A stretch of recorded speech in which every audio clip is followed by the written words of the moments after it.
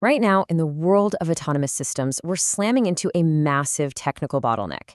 You see, the performance of LLM-based agents isn't just about the base model anymore. It's dictated by the harness, the surrounding system prompts, the tools, the memory structures, and the runtime policies. Up until now, these harnesses have been meticulously hand-engineered by humans, where they heavily rely on stronger external agents. But here's the stark reality. Human-engineered agent harnesses simply cannot scale with the rapid, incredibly diverse evolution of frontier models. Manually redesigning and fine-tuning a model-specific harness for every single new architecture, it's just an unscalable, costly paradigm. There's this great quote from philosopher Henri Bergson, who noted that to mature is to go on creating oneself endlessly. And honestly, this perfectly frames the paradigm shift we're seeing in execution environments. We are moving entirely away from static, externally optimized execution scripts.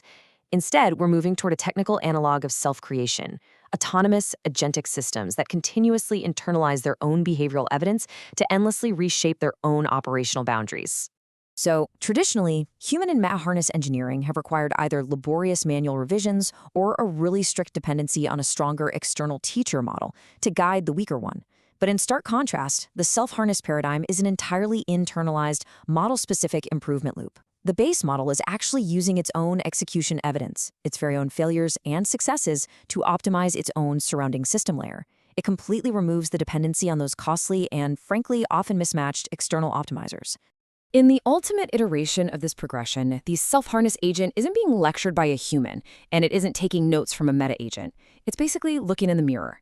By removing that dependency on external optimizers, the agent continuously reflects on its own execution traces. It autonomously diagnoses its own blind spots and then adjusts its operational bounds, tools, and prompts entirely on its own. Okay, let's deconstruct the self-harness algorithm itself. We're going to dive deep into the mechanics and break down the three-stage iterative loop right at the heart of algorithm 1. This self-improvement cycle is a continuous execution loop built on three strict phases. First up, weakness mining, where the system executes tasks and groups verifiable failures. Second is the harness proposal phase, where the model acts as its own proposer to generate distinct, highly targeted edits to its own code. And third, proposal validation, which is an absolutely uncompromising regression testing gate. What is absolutely vital to note here is that this entire process turns behavioral evidence into verifiable code updates, and it does all of this without ever touching the underlying model weights. Let's look at the math here, because this is where the system avoids treating failures as just isolated anecdotes. During weakness mining, the system mathematically clusters failures using a deterministic failure signature. We denote this as phi of Ri, which equals the tuples Ci, Qi, and Mi. The crucial point is that Ci represents the terminal verifier cause. Think of things like a timeout or a missing file. Then Qi gives us the causal status of the agent's behavior, and Mi represents the abstract agent mechanism exposed by the trace. Two failures are only clustered if they agree exactly on what the verifier rejected and the reusable behavioral mechanism that actually caused it. Once those failures are mathematically clustered, the model invokes itself as the proposer. But, and this is a big but, it doesn't just get free rein to rewrite everything. The proposer enforces incredibly strict constraints. It absolutely must ground its proposals in the primary failure mechanisms it just mined. It then generates K, mutually distinct proposal bundles, to ensure we have diversity across our experimental branches. And most importantly, the edits within each branch must be strictly minimal and bounded. This is what prevents catastrophic architectural overwrites and ensures we're testing highly specific hypotheses about execution protocol improvements. Now, to actually get merged into the active harness, a proposed edit has to survive a brutal proposal validation phase governed by this non-regressive acceptance rule. Delta in represents performance gains on held-in tasks, while delta ho represents gains on held-out regression tests. This mathematical boundary dictates that an edit is completely rejected if it trades held-out performance for held-in gains. Both deltas must be greater than or equal to 0, and at least one must be strictly positive. It is a highly conservative gate designed specifically to guarantee robust generalization. So, does this actually work in practice? Let's move on to the empirical validation on Terminal Bench 2.0, where researchers benchmarked these self-generated harnesses in highly realistic, containerized environments that demand really complex terminal interactions. Just look at the sheer scale of the held-out pass rate gains across completely diverse model families. MiniMax M2.5 jumps from 40.5% to almost 62%. Qwen 3.5 goes from 23.8% up to 38.1%. GLM5 rises from 42.9% to 57.1%.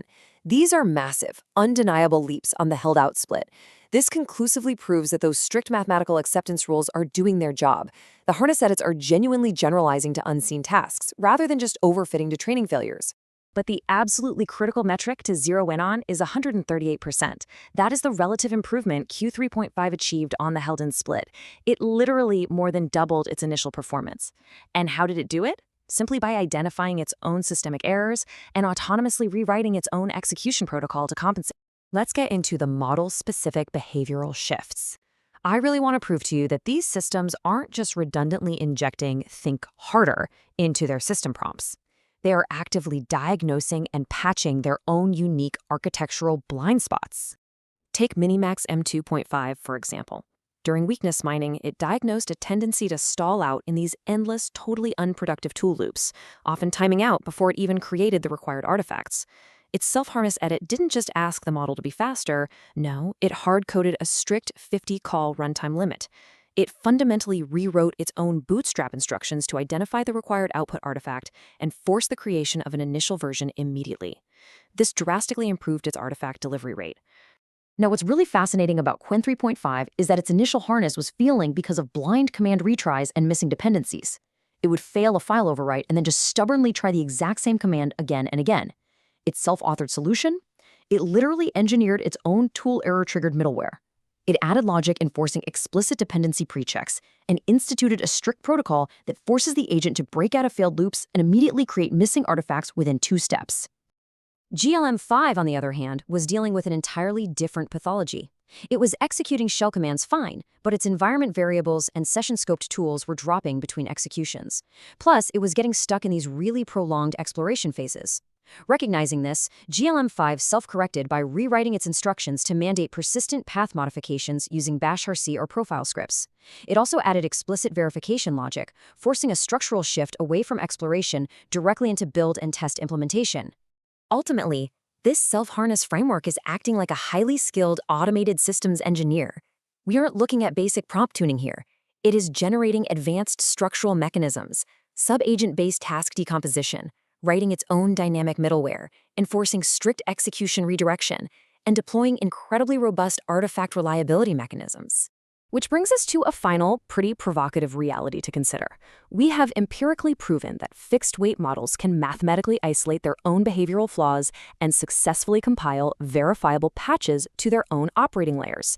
If an AI can continuously and rigorously re-engineer the very system that contains it, bounded only by the regression tests it runs against itself, where exactly is the upper bound of autonomous self-improvement? I'll let you think on that.